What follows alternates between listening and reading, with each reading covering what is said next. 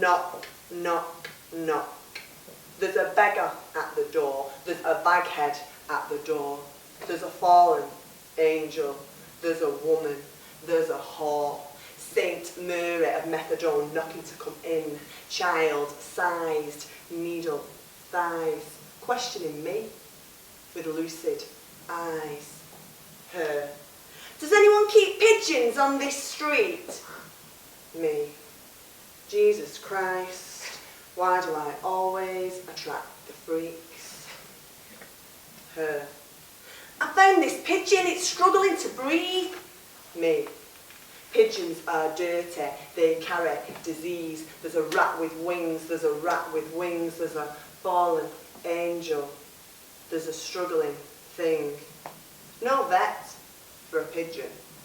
No RSPCA. And God knows who will help this smackhead today. Me. Well, I don't keep pigeons, but she shoves a dying hope in a plastic bag through the crack in the door, through the crack of a chance in my pause for thought. And I'm no omnipotent ornithologist. Is it a pigeon? Or is it a dove? Me, revulsion, her, love. I'll knock on another door, missus. Dirty, blonde, feathers.